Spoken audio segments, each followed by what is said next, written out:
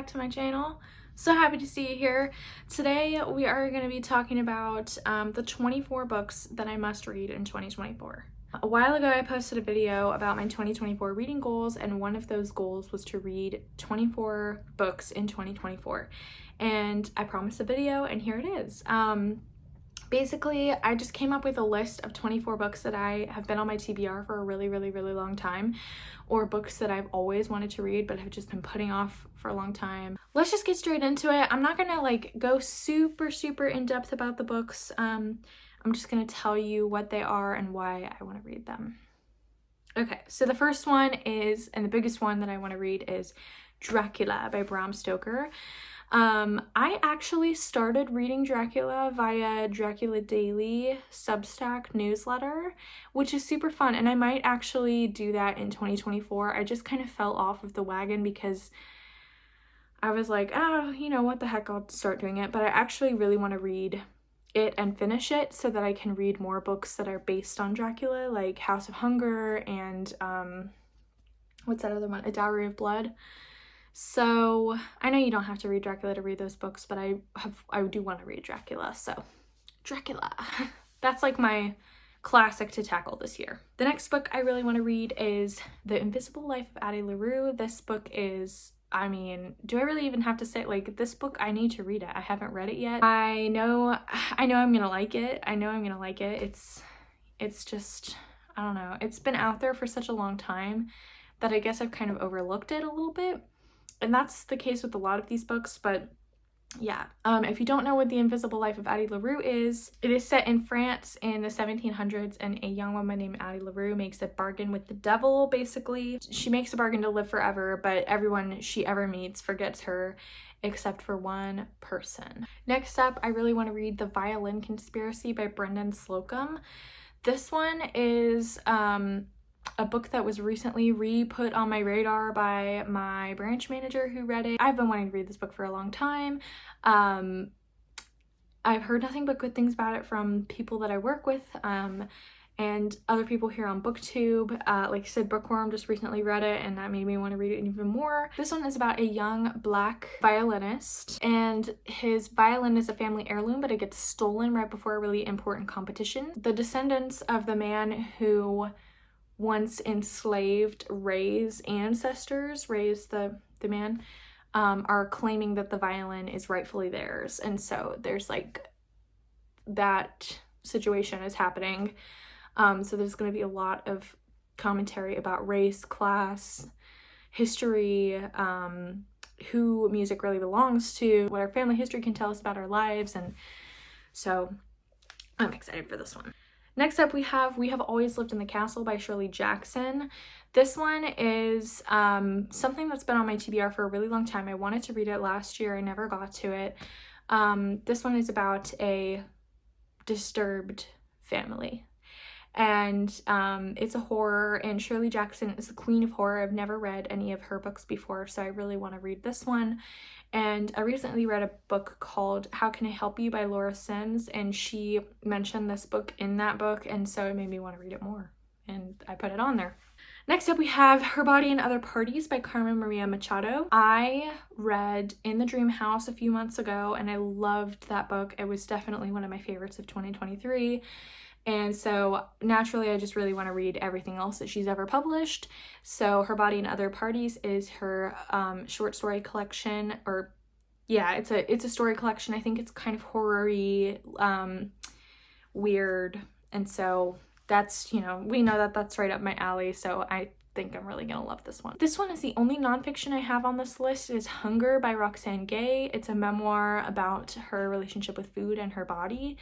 And that is something that I've really been learning how to deal with, and learning about myself in this stage of my life, is like coming to terms with my body, my relationship with food, and being able to love myself even though I have all these different things going on that contribute to my body insecurities. And so I really want to read this book because I am a big fan of Roxane Gay, and I think that it's going to change my life. Next up, we have The Last Mrs Parish by Liv Constantine. This is a book that is constantly recommended to me by people that aren't necessarily readers, but who think that I would enjoy it or ask if I've ever read it before. And so I feel like I just need to read it. This one I think is a mystery about like rich wives. Yeah, I actually don't really know what this book is about. I'm reading the synopsis and I'm like, what? So, but you know what? If I go into it blind, then it's probably going to be even better. Okay, next up we have The Humans by Matt Haig. Matt Haig is most famously known for The Midnight Library, which I also haven't read. But The Humans is a book that was recommended to me by my coworker who loves Matt Haig and thought that I should start with this one. And so we're doing that one. It is about a alien who arrives on Earth, and it's about his impressions of humans and what they're like and why they do the things that they do. And so I think it'll be kind of a fun commentary on life and the meaning of life and what is going on. Next we have Our Wives Under the Sea by Julia Armfield. This is one that I wanted to buy it for a long time and I never did. It's not at my library. It's never at Barnes & Noble when I go there. It's just been eluding me and I need to read it this year. It's a horror story about a young lesbian couple who's married, and one of the people in the couple goes on an expedition in a submarine and they get stuck down there for a really long time, and when she comes back she's changed forever. And so it's about dealing with that. It's about what happened to her, and I don't even really know what else it's about, but I want to read it. So yeah. Then we have The City of Brass by S.A. Chakraborty, which is the first in the Daevabad trilogy. I've been wanting to read this one since I saw Sid Bookworm reading it several months ago, so at the beginning of this year. And I'd never heard of the series before then, so this is kind of like a newer one that's been on my TBR for a little while. Like it hasn't been on here as long as my other ones. But I am so down to start this series. I've heard it's just simply amazing. Next up we have Old Enough by Haley Jacobson. This book came out this year, but this is another one I really wanted to read, and then I just didn't get my hands on a copy. But I really want to read this one. The author is bisexual, and so is the main character in this book.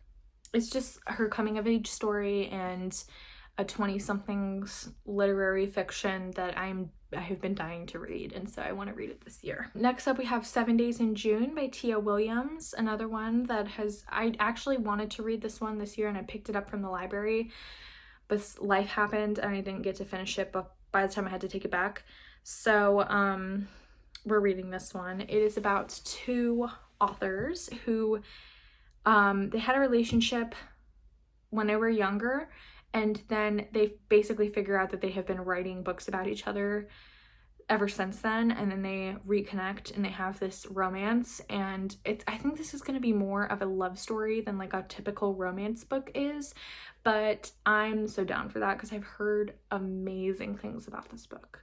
This next one is The Night Circus by Erin Morgenstern. I simply have to read this book because, like Addie LaRue, it is just a staple for book lovers out there everywhere. This is a 5-star prediction for me, like Addie LaRue is. And so it's basically about this traveling night circus, and it's got from what I've heard, it has just a really impeccable vibe and a beautiful relationships in the book and beautiful writing, and that's really all I need to know. In fact, I don't know much about it other than that I want to read it, and everyone I've heard who has read this book has rated it so highly. I just can't not. Next we have 1,000 Ships by Natalie Haynes. This one is the female perspective of the Trojan War. So we get a lot of mythology retellings following more of the men's side of things because, you know, that's what the Iliad and the Odyssey were written about. But this is a reimagining from the women's perspective. I know that Natalie Haynes is kind of famous for that, and so is Pat Barker. Yeah, it just follows all of the women who were involved in it's like basically Song of Achilles, but from the women's perspective. So that's the vibe that I've gotten, and we all know how beloved that book is, so I'm going to put this one in the running for a read-alike recommendation, I guess. I don't know. Next up is Tender is the Flesh by Augustina Bazterrica.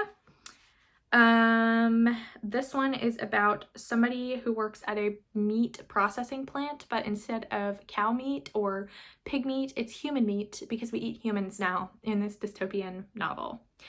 I've heard it's very gory, but gore is usually something I can handle pretty well, and every time I see this book, I'm like, I have got to read that book. So I have got to read this book. All right, next up is Hamlet by Maggie O'Farrell. Maggie O'Farrell is somebody who has several books that I really, really want to read, like A Marriage Portrait, This Must Be the Place, I Am, but I think I'm going to start with Hamlet because it was the first one I ever heard about from Noelle Gallagher way back when I first started watching booktube, and I just have to read it. I owe it to myself to read this book. It's about Shakespeare's wife and their children and their lives and the story behind Hamlet.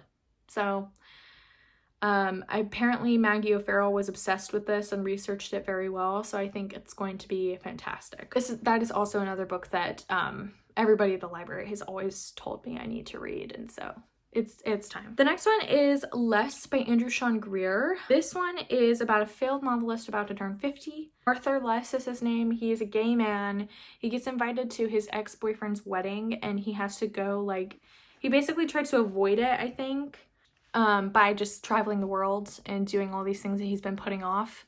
And so it's like a kind of coming of age story, like a middle-aged coming of age story, and I think it's gonna be really, really good. Next one we have is In My Dreams I Hold a Knife by Ashley Winstead. Ashley Winstead is another author who Noelle Gallagher has always been raving about on her channel. And I've wanted to read this book for a really long time, along with all of other Ashley Winstead's books and her newest book that she just came out with. But this one is kind of like a dark academia book. It is about, it gives me Secret History vibes. It's about a college reunion, an unsolved murder. There's just dark academia nonsense going on there. And yeah, this one's getting read. Now we have Our Missing Hearts by Celeste Ng. Celeste Ng is an author whose books I read when I was in high school and I loved them. And she came out with this book in 2022 and it's been on my Libby Holds list since then. And I just have been putting off reading it and I really need to read it. I know I'm going to love it because I've loved all of Celeste Ng's books before. I don't really know what this one is about. It says it's a novel about a mother's unbreakable love in a world consumed by fear. That's all I'm gonna say for right now. I think, like I said, going into it blind is gonna make me love it even more. Next up we have As Long as Lemon Trees Grow by Zulfa Katu.